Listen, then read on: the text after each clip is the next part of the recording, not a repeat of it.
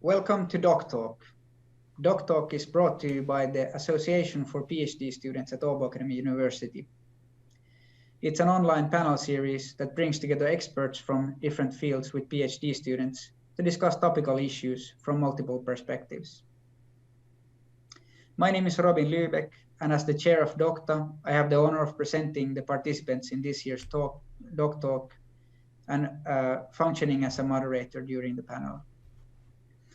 First off, I have the honor of presenting to you President Tarja Halonen. President Halonen has been in national and international politics since the 1970s, working, for example, as Minister of Foreign Affairs and, of course, as President of Finland, serving for 2 terms. Currently, President Halonen works as the chair of the board of University of Helsinki and in the board of Sitra, the Finnish Innovation and Future Fund. She also works at the World Health Organization's Pan-European Commission on Health and Sustainable Development, among other things. Next, we have Dr. Jari Niemelä. Jari Niemelä is currently the rector of the University of Helsinki and a professor of urban ecology. Niemelä has a long career in working with issues regarding sustainability, both as a researcher and as a member of international NGOs. Next, we have Dr. Moira von Wright. Moira von Wright is currently the rector of Åbo Akademi University and has a long career also on researching and as a professor of pedagogics. Next, we have Michel Rouleau-Dick. Rouleau-Dick is a doctoral candidate at the Institute for Human Rights at Åbo Akademi University. His research focuses on international law, climate-related displacement, the statehood of small island nations in a climate-changed world. And then we have Cristian Ahläng, who is a PhD student in physics at Åbo Akademi, doing research on a new generation of environmentally friendly solar cells. Finally, we have Annina Kainu, who is in her PhD focusing on sustainability of the public sector. She's also a PhD student at Åbo Akademi University. She has also developed and teaches several courses touching upon the subject of sustainability from an economic perspective. Welcome. So let's start with discussing the topic of democracy. Democracy is widely considered to be crucial to a socially sustainable society. And as of now, we have 119 countries, 60% of all countries in the world that are democracies, at least by their own definition. But out of these, it's only 76 who are considered flawed democracies or better. The global score on democracy index has been the lowest since the score was launched in 2006. The Economist's Index. In the light of these developments, President Halonen, what are the future prospects of democracy in terms of making societies more socially sustainable? Thank you. So, in the matter of fact, I think that especially this issue what we have today, so my, how could I say, my responsibility is even a little bit longer than what you mentioned, because I happened to be in 1968 an active student politician and working in the national board of the Finnish students, which means that I was one of those who were demanding that there should be one man, one vote at the universities. We did it quite, made a success in that time, but later on the reforms have happened. So in that way, it's a long perspective. But coming to the to democracy and social sustainability, so I think that we all have to be very happy that this idea of the sustainability, the sustainable development I think it has been accepted now quite broadly in almost in all countries. But this is normally then thinking the economics versus ecological things.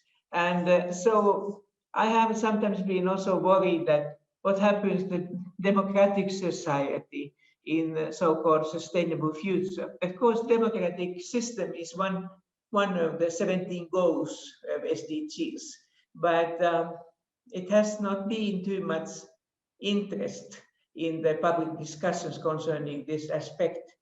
I have tried always to say that we have to look after this sector, otherwise we have a risk in the future that we might get a better ecological situation, but not in such a way that we hold with the SDGs, where also this social sustainability is involved.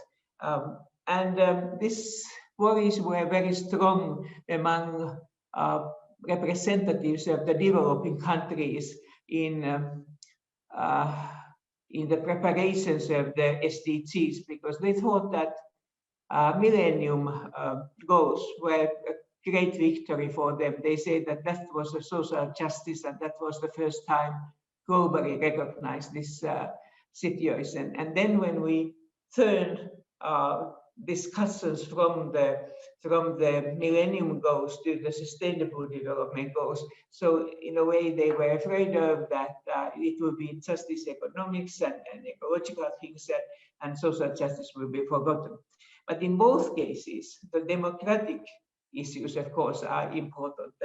And I say very, very shortly that, of course, everything is coming back to the human rights, and human rights with equality between the human beings. And this is the base for according to the Montesquieu type of thinking, both elections, parliaments, governments, good governance, and also the independent court system. All these things are underlying the fact that we are equal, that we have our human rights. But then in old days, even when I was a younger, so we thought always that media is some kind of the watchdog for the politicians and for all this system. Yeah, why not still? But the social media has a totally different goal. We didn't get a more watchdogs for the democratic issues. It has underlined more the freedom of expression and freedom, not so much what are also the responsibility. And I think that this has been lately, the most recent research perhaps has been that one, what Citra has published. It has been quite much today in the news that what are their fears concerning or their expectations, positive and negative, concerning the social media. But I think that this is now my starting point, and I'm interested to listen all you academic researchers, what you think about this. Thanks to the central role of universities and research in supporting sustainable development in the light of the opening statement. Well, I'd say that the university is important in so many different ways.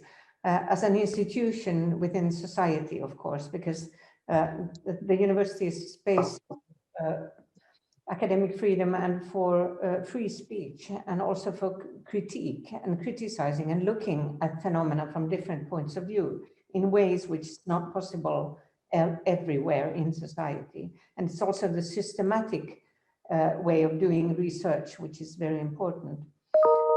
And then the university also has an impact on building the social sustainability through education and through building a culture of critical thinking and knowledge, and to keep the ethical awareness high in our world, and to do how should I say, maybe to build these international links, because research is always international.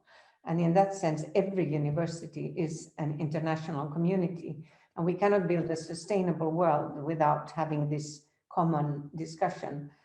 But I think when it comes to democracy, it's a key question, because it enables different voices to come up. But the university itself is not sort of, it's part of a democratic society, but it's not sort of a democratic space in itself. It has its specific structures, but maybe we can come back to that in a while.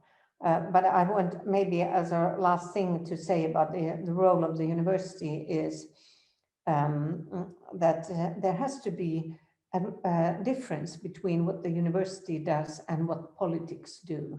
And I think this difference is very important. Thank you. Jari, would you like to comment?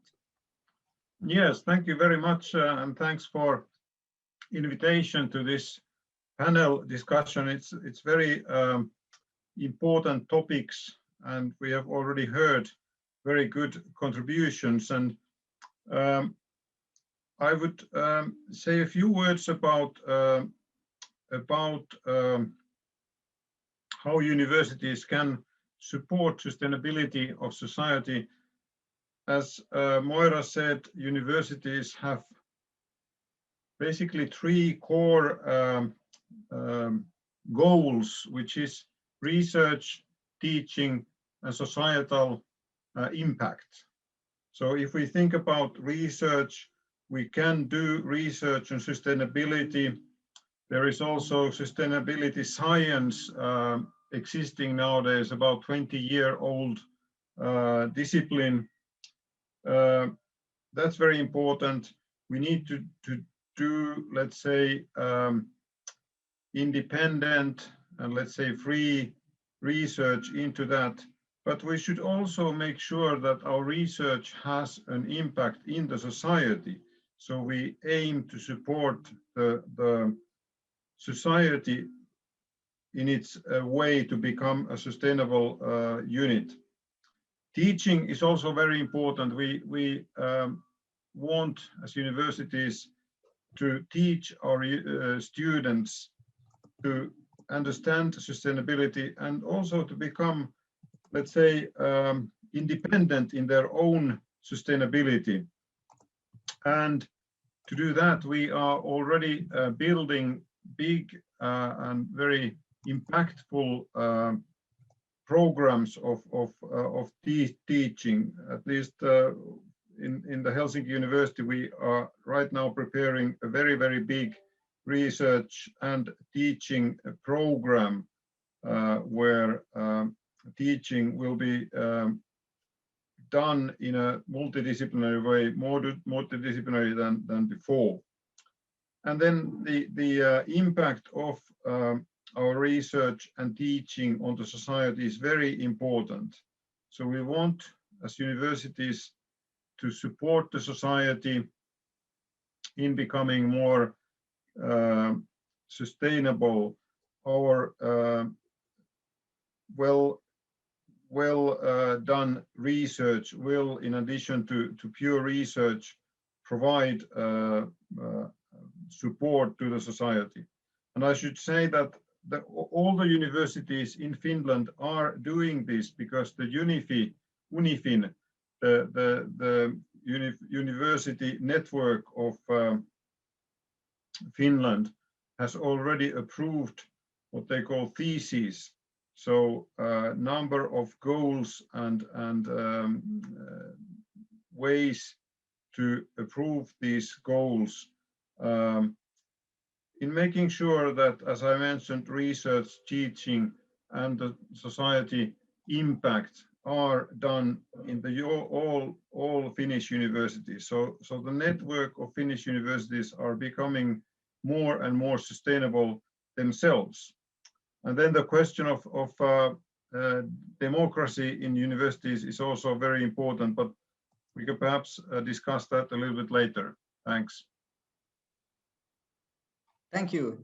Now I'm going to throw the question to Michel. You researched about climate-related displacement and the statehood of small island nations in a climate-changing world. How do you see it from your perspective, from a more or through the lens of your research and your position as a researcher? Yeah, thanks, Robin. I mean, so I can basically perhaps introduce a bit the idea of sustainability from the human rights perspective, which President Halonen did a great job actually talking about. But I think whenever we talk about sustainable development, there is often this false narrative, as President Halonen mentioned, between economic development and human rights, as if you had to choose one and it was a binary choice. But I think the reality whenever we talk about sustainability is that we need to take into account human rights, and human rights need to be an integral part of sustainable development if we want to go forward in a constructive way. So human rights allow accountability, for example. So whenever we have policies, they need to be implemented in a way that is also transparent and that follows the rule of law. And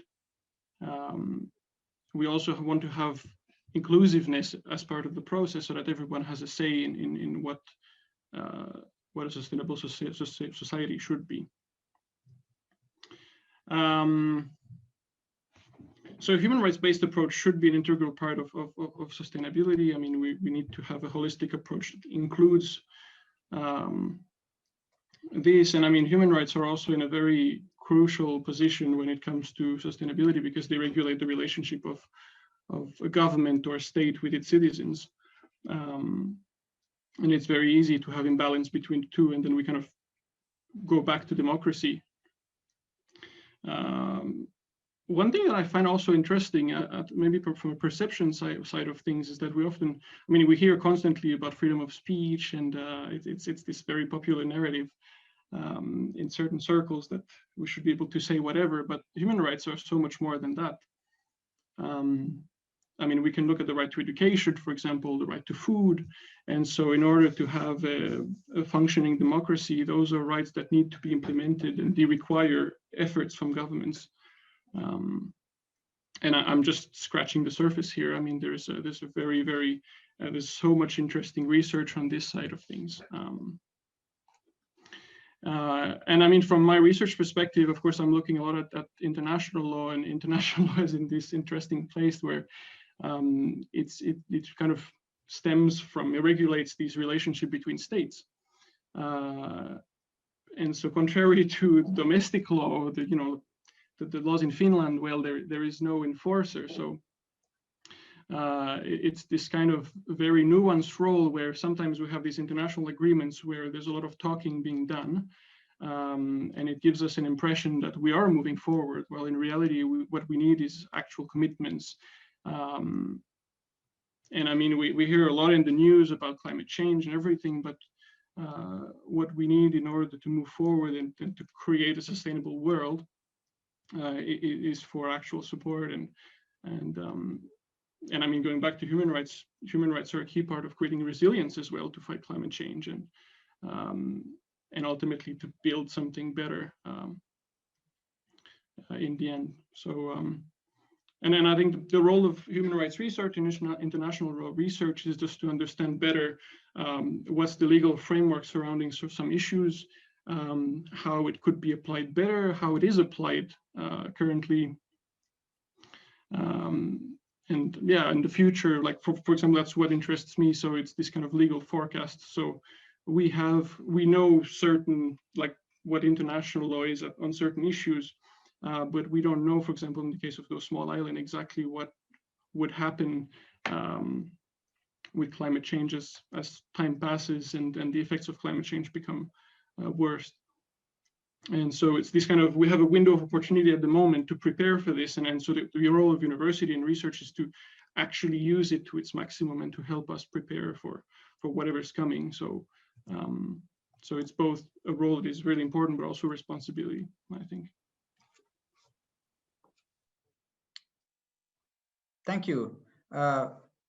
So President Halonen, would you like to comment the need that is coming up here is for international agreements to advance sustainable issues? What do you think are the ways to achieve agreements that can bring us to a more sustainable future?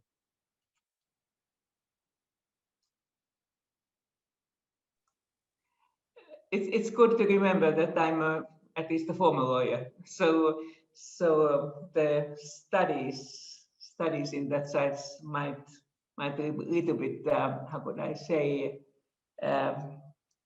cause changes in thinking. But anyway, let's take it seriously. I think so that now already time of the globalization, there were a lot of speculations that the nation state will not be as strong as earlier in the future. And some thought that it would be all right. Some others would say that it's a bad thing. I think that the fact is, of course, that the business community and many other organizations, they will be stronger perhaps in the future. But if we think that where the human rights can be seen as a way which the people themselves can affect quite directly, for instance, is the nation state, where we can vote the certain persons to run our opinions, and then we have also our national good governance systems, I hope the good ones, and then also the independent court system. And now we have tried also to increase it, to make it stronger also international politics. But it's quite tough business. It's quite difficult. If we think the Millennium Goals, or if we think the Sustainable Development Goals, so these both are just a political issues. They are the political declarations, but strong in that way. In Sustainable Development System, only the Paris Climate Agreement is a juridically also binding system. And the other effort what we have made in international law is that we have an international criminal court, and I have had also very strong hopes concerning the international criminal court, especially concerning the most serious crimes against humankind. But not all countries are the members of it. For instance, USA is not a member. And so one way is, of course, try to encourage the states to become the members of the International Criminal Court. But the second point, second way to strengthen it is also to enlarge the area where this International Criminal Court would have a mandate. And now the latest part in this has been so-called ecocide system. And it means that we try to get also this type of the very broad, difficult economical catastrophes, if somebody has caused them, to have a responsibility on that. So this ecocide campaign is going on, and I myself, I'm personally also committed to that, like also our Foreign Minister Haavisto and many other politicians, and internationally, for instance, starting from the Pope to most of the famous politicians. And now the latest news we have is that the European Parliament has encouraged also that Union countries, EU countries could join to this part. But if I could say in such a way that the basis rank and file level what happens. So I think that we should, of course, to get much stronger movement, look after the human rights, and to see also in which ways these rights can be also underestimated, and in which ways we can strengthen them. And for instance, the sexual and reproductive rights have been one of the very sensitive and difficult area, very often in the countries where the women's role is much weaker than in our country.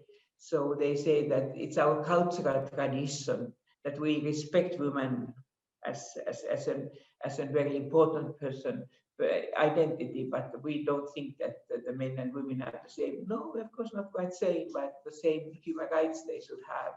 And this is the weak point concerning the human rights in many countries. Then of course there are many other also such kind of the issues where we can say that we are quite weak in our efforts to strengthen this. But I think only these two examples. Thanks. Thank you. Annina, you would like to comment this? Yes, thank you. Actually, my comment relates to many things that have already been said. So not just to this last comment. Firstly, many of you have mentioned economics in terms of there being maybe a trade-off or competition or is some other aspect forgotten because of economics. And just from our side, I would like to say that I, at least, and I'm sure many other economists as well, see that we are very much bounded by other aspects of sustainability. Environmental limits sets bounds to what the economy can be, and also social sustainability sets limits to what kind of economy we can have. So in the long term, no economy can be successful if it isn't environmentally sustainable and socially sustainable.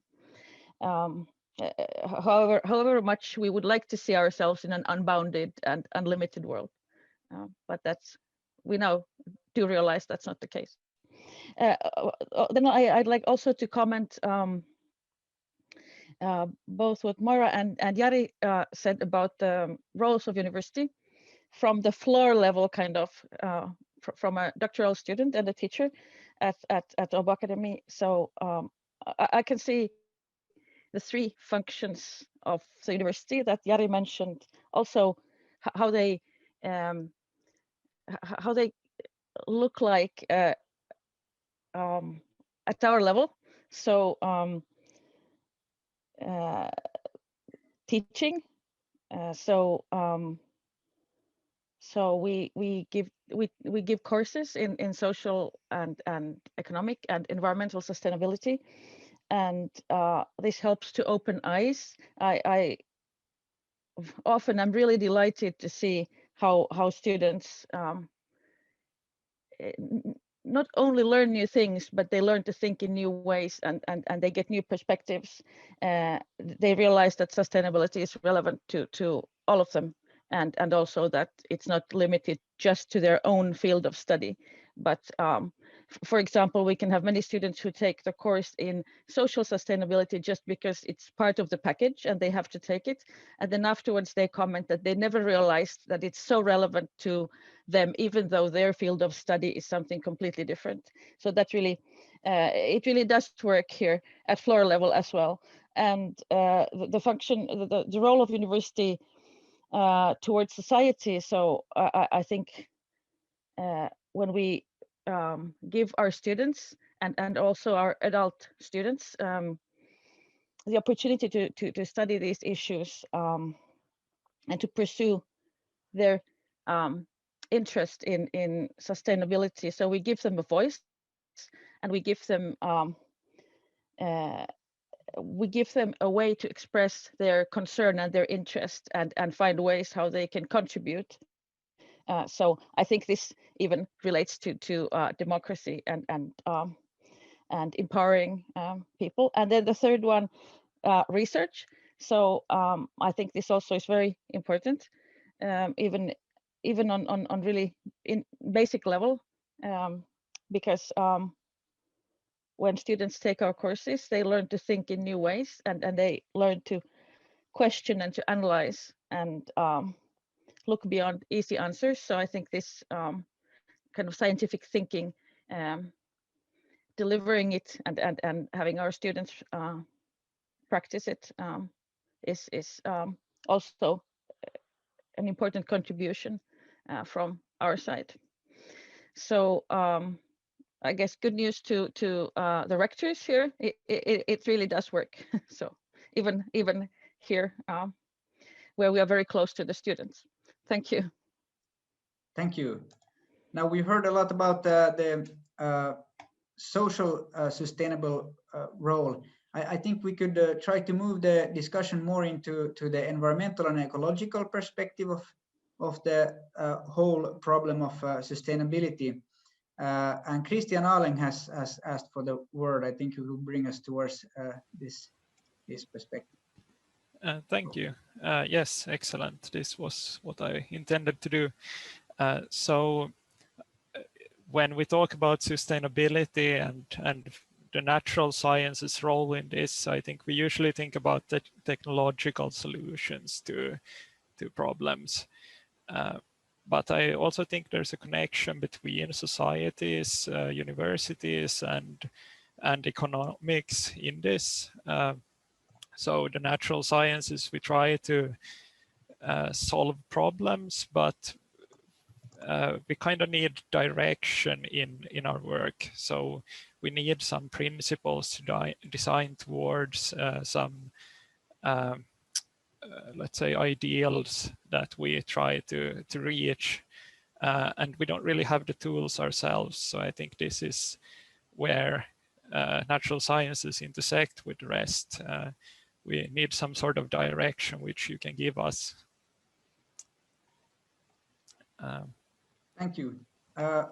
Would Jari Niemelä, would you like to comment this? I know that you have this TAITA research station and is involved, and that you're involved in a lot of projects which are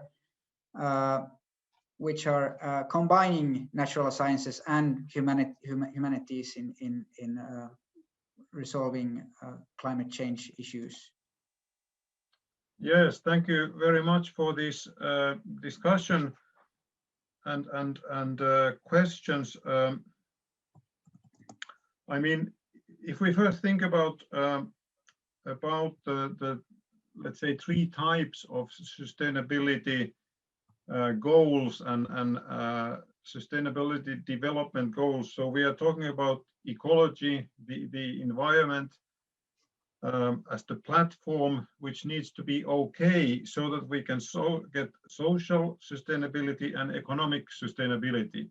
So these are the 3 levels, and in a sense ecology and environment are in the bottom, so that we must make sure that environment and ecology, so-called biodiversity and so on, is okay, so that we can get the human side of sustainability. But this means that we really have to work multidisciplinary.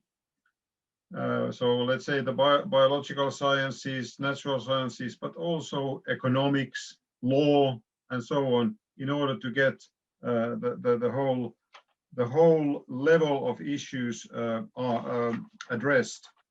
And now TAITA really is an important example here, and as it happens to have its 10th birthday today, so it was established 10 years ago, and they have today their own seminar session.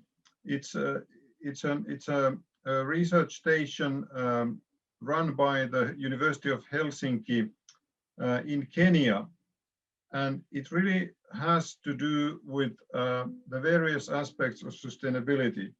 It's basically a natural science field station that works on biodiversity, climate, and so on, but also working on social issues of the area and so on, and trying to combine these 2 or 3 actually types of disciplines and sustainable development goals. They have, for instance, found new species for that area. So we are basically talking about very, let's say, basic things like species finding. And that's really the level in many parts of the world, even today, that we still don't know what kind of species are there, what are the names, and so on. So we are, in many cases, working with very, very basic issues. So I could go on for very long about this multidisciplinary, but I just want to mention that there are examples of where this is done. And it is very important that we look at natural sciences, social sciences, and humanities together. Thank you. Moira, you have asked for the word. Yes, thank you. I think this is a very important question, which is raised by Cristian, and Jari partly answered to it by saying that there's still a lot to learn from science. There are new things, new ways of looking at things, and there are many things we know very little about. And I think we need to have that humble thought in mind when we look at solutions, that there is still a lot we don't know about the world. So we cannot just work as if we already have a baseline from which we can solve all our problems. And in line with this, also remember that some of the problems we actually do have are caused by science in one way or another. And I don't know if you were thinking about that, Cristian, when you asked about directions, but I think this is a very good topic, because when we speak of directions, we have to ask ourselves, do we have an ethical awareness? Do we actually listen and take the perspective of others here while we look at differences and try to come up with innovations? And this is why I also wanted to emphasize the discrepancy between science and politics, because science has to always ask the new questions and renew itself, and cannot be a direct best friend of politics all the time. But we have to look at these things. Was this a good idea? What new can we learn from this? And we have to have this critical thinking, because otherwise sustainability will tend to be one of those concepts that swallows too much and becomes a concept for everything which is good. And if you're sort of against it, then you're a bad guy, and it will lose its strength here. So I would actually want to hear more about this thinking about directions, but maybe this is, I don't know if Cristian wants to say something about it, but I was curious. Thank you. Would you like to respond, Cristian? Yes, I could quickly comment. So yes, I think both Jari and Moira, you raise good points about this. So not directly related to this, but I think when we make policies and sort of think about how to solve these problems, I think there's usually a quite strong focus on technological solutions. And while we have done amazing things and also caused some of these problems, there's always this danger that we don't know what technological solutions will be available in 10 years or 50 years or however long. So 70 years ago, people believed we would have fusion by now, which we don't. But they could never have anticipated the advances in IT.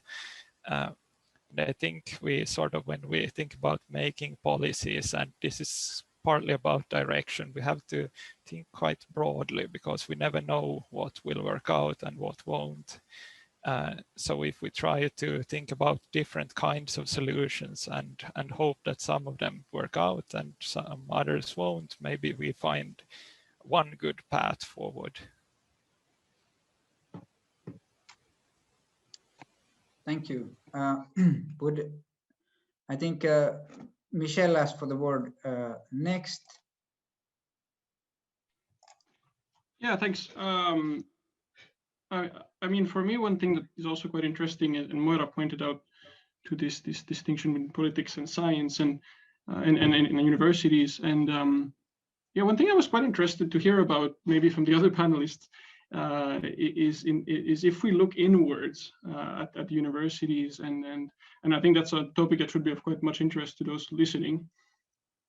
I mean, academia is not an easy place to be necessarily, and there's a lot of pressure and things. So I was kind of curious to hear about sustainability in the context of the university itself. So how can that express itself as a concept in this environment? I mean, I know as a doctoral student, I mean, there's this publish or perish, and we hear all these things. And so, and that's something that undoubtedly is familiar to a lot of PhD students. So, yeah. Thank you. President Halonen. Yeah, I think so that you might call it wicked questions or so, but I would say that sometimes I trying to be a layman in that way when I have an academic degree, but I hope that you could make your thesis or your other studies also in such kind of subjects which are not quite clearly cut, or where you cannot perhaps get them quite clear, strong support by your colleagues. Of course, in that case, if you don't want to be labeled in the future in unlucky situation to be that person with the wrong opinion, so you can take more opinions and try to study such kind of the difficult issues like, for instance, human rights issue in a way that why the asylum seeker who is suffering from the climate change, or sometimes or gender or something like that, is not so clearly a refugee than those who have so-called political status. And of course, you can say that the international agreements don't accept this or that principle yet, but comparing with the other issues, you would think that why it is so. And I think that such kind of the gray area or the wicked area would be very useful also for the practical politicians and in the way we can do, because sometimes you have to do that anyway without the support or the studies of researchers, because I would continue a previous speaker saying that it's not only university which is a difficult place, the life is more generally. Thank you.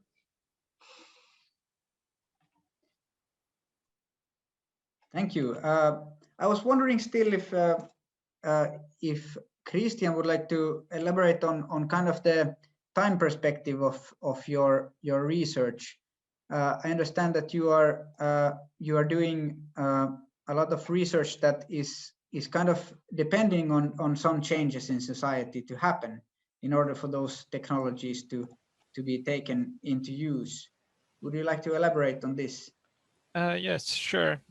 So when we, for example, in my own research, when we try to design new solar cells, we try to predict what the future problems will be, and we try to design for a society maybe 10 years in the future, because that's the time it will take before something becomes commercially available.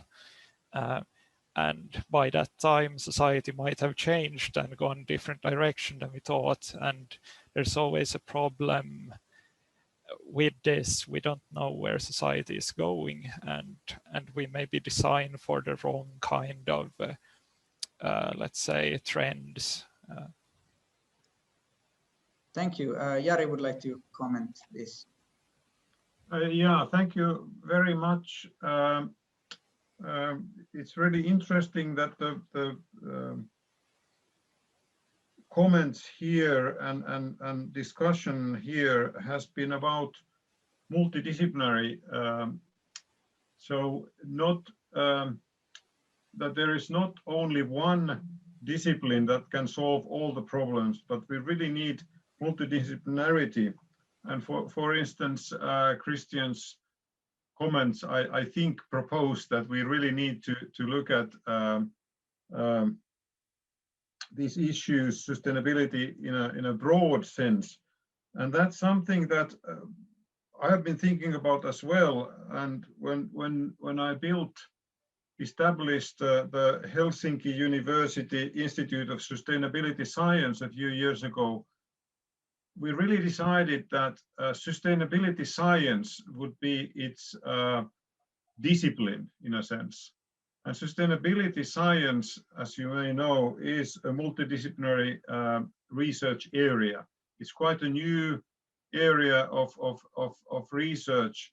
But anyway, it says on the screen, the host has spotlighted.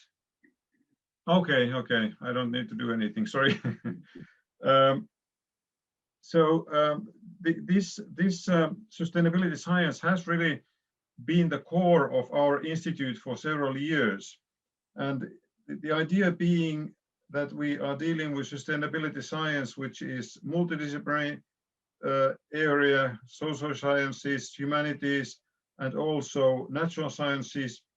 And it's also solution oriented. So good research, of course, but it's also research that can support and let's say make solutions in the society to make society more sustainable. And the third, let's say, characteristic of sustainability is that it's a system-oriented science.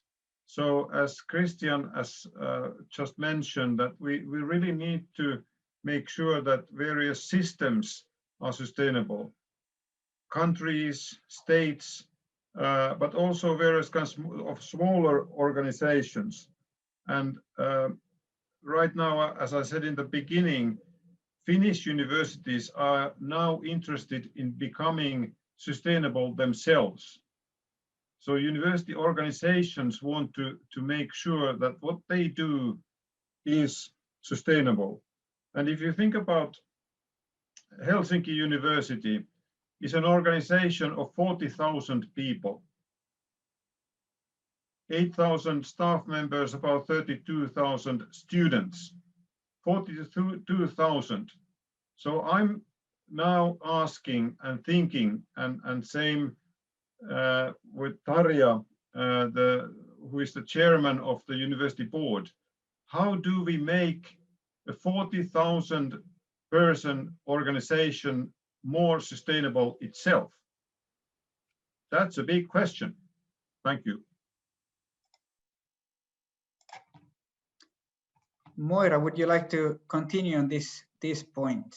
Yes, this is of course a big issue, how you work within a university. I think if I may say something, even though I wasn't addressed here on this particular theme, but I want to mention that what Annina said about these three areas of sustainability and how they come up in research and education teaching from the perspective of a doctoral student, I think that's a very good way of highlighting how sustainability can be part of a university discussion, because that keeps it alive. And what I'm afraid that it will become too limited if you only give it to someone to work with, because one perspective might be a systemic perspective, but the issues and what are these wicked problems that we've been mentioning, they address us all, no matter where we are. And at Åbo Akademi, of course, we have another way of dealing with this when we work with genuinely multidisciplinary what do we call them, these our areas of research profiles. Because the point with keeping up the disciplines is that you also have this tradition and scientific rigor developing. And at least in a smaller university, this is a very important part, so that we don't just build a new discipline, but that we always bring in the knowledge from all the disciplines into this work. So that was, I think, it's interesting to follow what happens within a sustainability science, but I don't see that as a solution for everyone, of course. Yep, that was my point. Thanks. Thank you. President Halonen, would you like to continue?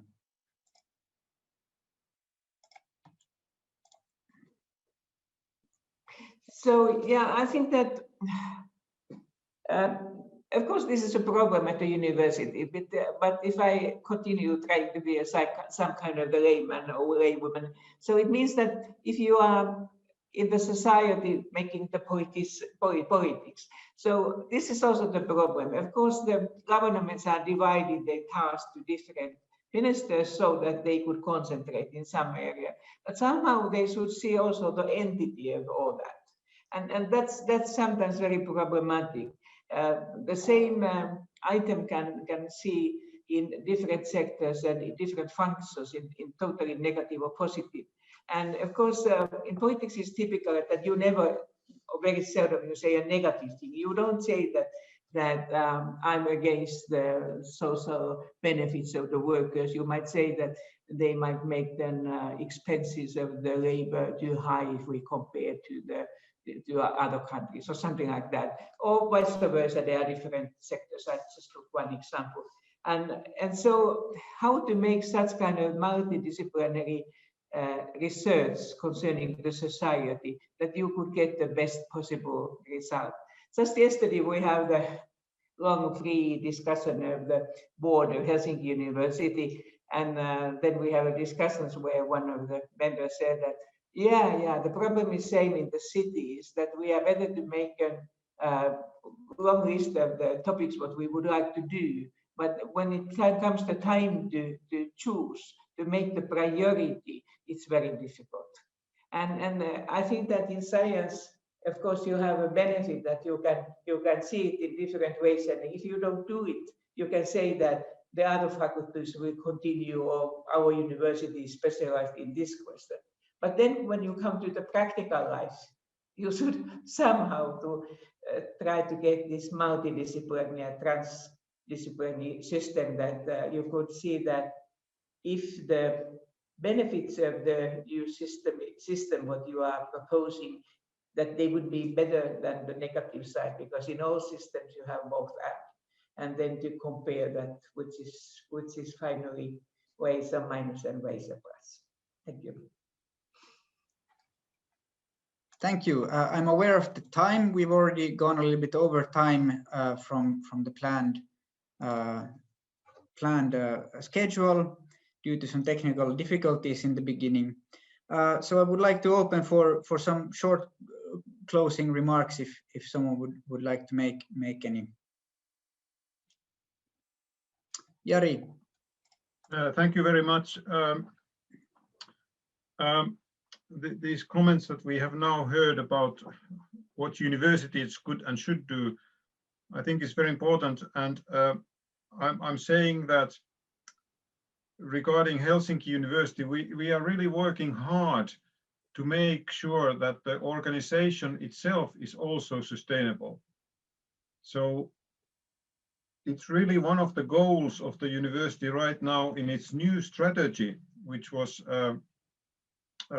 approved last year, that sustainability is one of the key areas of our own actions, but also teaching and research. So sustainability is really important.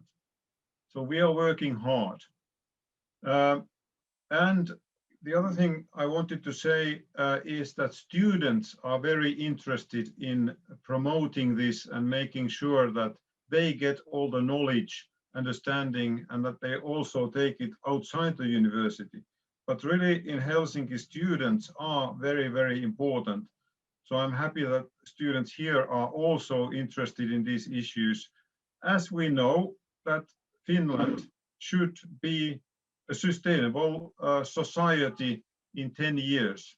By 2030, the country should be sustainable. So my question to you is that what should your university and all the universities do to make sure that they are themselves sustainable and that they support the societal sustainability, so the society at large becoming sustainable? Thank you. And Moira. Yes, thanks. I want to thank you also for this discussion. I think it gives me hope that there are many doctoral students thinking about these things, working with them, and I really look forward to reading your thesis about these things and continuing this discussion. I think it's a very important opening, so thank you. Thank you, Moira. Cristian.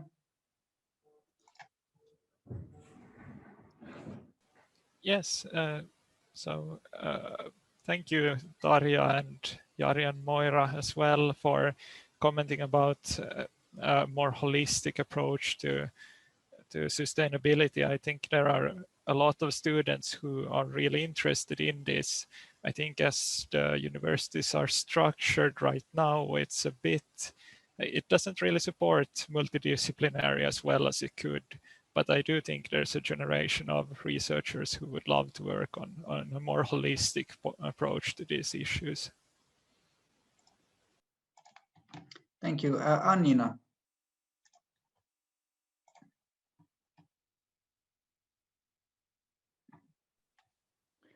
Thank you. Just a short comment on how Cristian said that the natural sciences and technology needs some guidelines, and I was commenting that the economy needs to be needs bounds, and we look to the natural sciences for that.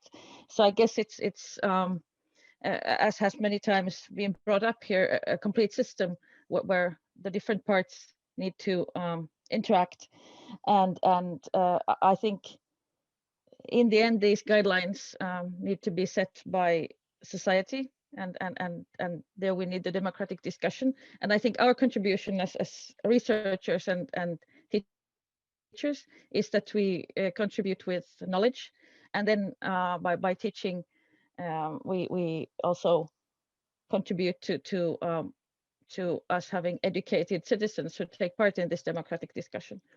So thank you. Thank you. And Michel. Yeah, I mean, I'd like perhaps to just come back to President Halonen comment about the nasty tasks, like the things that are hard to research in a way, and I think that is so true and so relevant.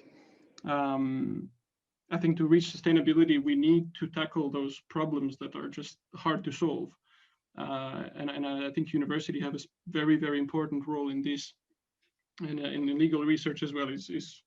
I mean, when we talk about refugee and climate refugees, there's a lot of things to discuss in this, and thankfully, I mean, we still have some time before this becomes an issue, or I mean, it is already an issue on some levels, but so yeah, I think that just these discussions and these panels and these things, when we get together to talk about this between different disciplines, I think this can also create a lot of opportunities, and yeah, I think hopefully the future is looking not too bad. Thank you all for participating in this discussion. I guess it's time to wrap up. These have been really interesting issues that you have taken up in this discussion, and I think there's a lot of things that we can continue on from here in different in other discussions after this.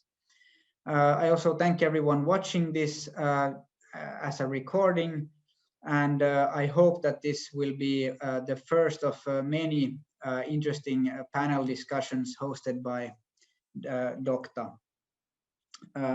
Yes, so instead of a speaker fee, we will make a small donation to Mannerheimin Lastensuojeluliitto and Suomen Luonnonsäätiö on the behalf of all the participants. I thank you all and wish you a good, pleasant continuation of the day. Thank you.